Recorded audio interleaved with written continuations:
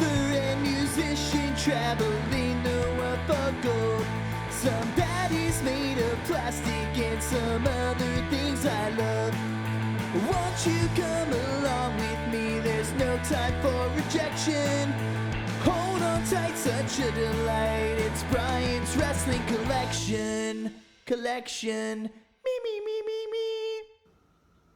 Hey guys, what's up? It's the second generation sensation Brian Hardy, and you are watching another episode of Brian's Wrestling Collection. And today on the show, we got a couple cool miscellaneous figures. But let me tell you real fast about the Baltimore Celeb Fest, man. I done messed up. Because even though I'm a huge fan, I'm not as big of a mark, I guess, as I thought I was. Because I left my Money Inc. WrestleMania 9 program that I showed you guys in the last episode sitting on the table the entire time. People were asking to take pictures and get autographs from me, and we also had the Sandman at our table and Bob Starr from WCW at our table and my brother-in-law. So we were too busy dealing with business, and by the time I told my son, here, go over there and get that signed by Money Inc., they were out the door. So that was a total bummer for me for as much money as I spent on that program, but at the same time, maybe I'll get them down the line again. Who knows? I just wanted to kind of start off on a low note so we can move to the high notes in the episode. Yeah, man. Freaking crazy. Got some AWA Remcos happening up in here. Got this in the mail the other day from my buddy Shane D. It is the double-striped Terry Gordy. I went absolutely nuts a few weeks ago and took a ton of stuff to the toy store and, like, told my wife that I was just going to be done with action figure collecting and this and that. You know, all guys go through that kind of stuff in their life at least once or twice, or like me, 15 times. But then I realized that I can't live without action figures. I don't know what it is. My wife is like a huge supporter too. She's not like most wives that would be like, that's stupid, just get over that stuff. She's kind of like, that's just who you are. Like, that's what you do. So it really is, and it was a bummer. So I sold a ton of stuff off, but I was slowly buying it back the other day. Starting with this, because this double striped Terry Gordy, this used to actually be mine before I had sold it to Shane, and I got it not even knowing that it was a variant. I got it a while back in, I think I paid like $100 for like 4 or 5 figures together, like in a lot on eBay. And I mean, there was a Nick Bockwinkel in there and a bunch of different stuff. So yeah, this was really cool. So Terry Gordy, Fabulous Freebirds, double striped variant AWA Remco figure. I was pretty stoked to grab that this week.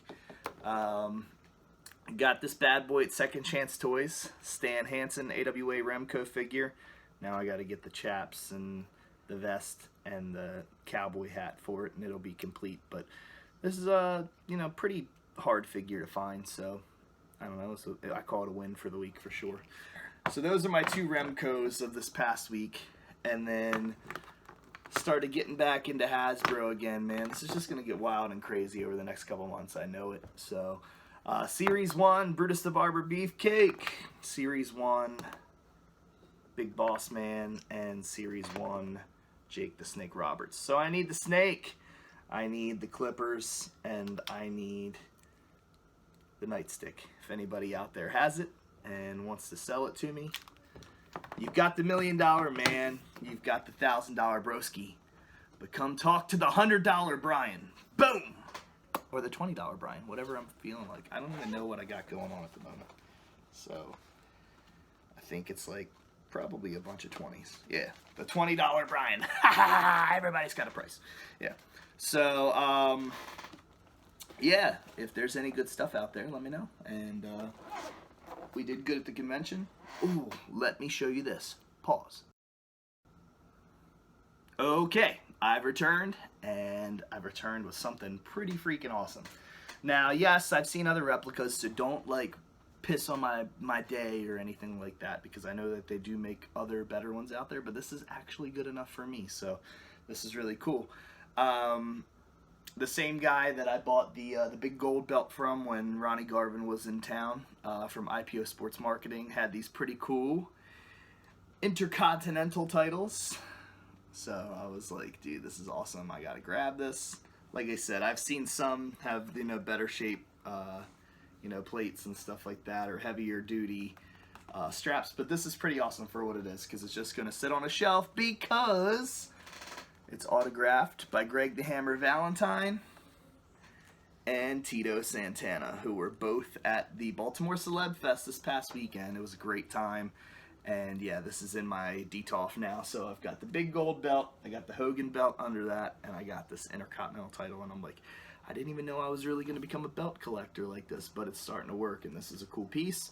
So I figured, you know what, I got to have this, because who better than Tito and Greg to represent this belt? So this is really cool. They had a huge steel cage match in Baltimore to end their feud for this IC belt. And then I believe right after that, Tito introduced the new Intercontinental title. So pretty awesome. I was very happy with it. And yeah, this just sits in the DTOF.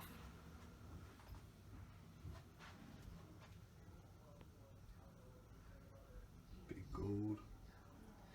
It's like the Hogan belt, but it just says National Heavyweight Wrestling Champion, so it's not an actual like WWF replica or anything like that. And then now the IC belt sits there. ECW ring down there. Bunch of other goodies and junk all across the walls in the room. Hey Hogan, what's up? Hanging out with Brian Hardy. So honestly, the Sled Fest was awesome. Like I said, got the Sandman knockoff figure signed. It's in black Sharpie, so I don't know if you can see it there because of the glare, but that was pretty cool. Wasn't so happy about that. I don't know if you can see it, if I'm in the way back there, that WCW hack figure.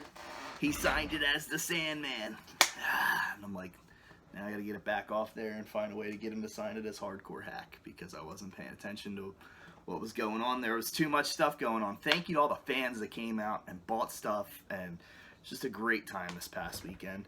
But it sucks because in the midst of doing business and stuff like that, I didn't notice that he was signing my Hardcore Hack figure as the Sandman. And I was like, I don't know. Some people might think it's cool. Some people might think it's a rarity.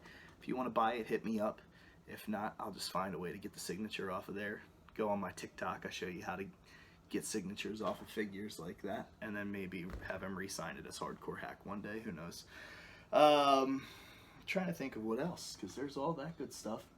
Tons of 8x10s, so if anybody needs anything, I've got a limited select few edition of Sandman trading cards signed. I got a couple Sandman 8x10s. I got 8x10s signed by my dad and Gilbert as the Toxic Turtles.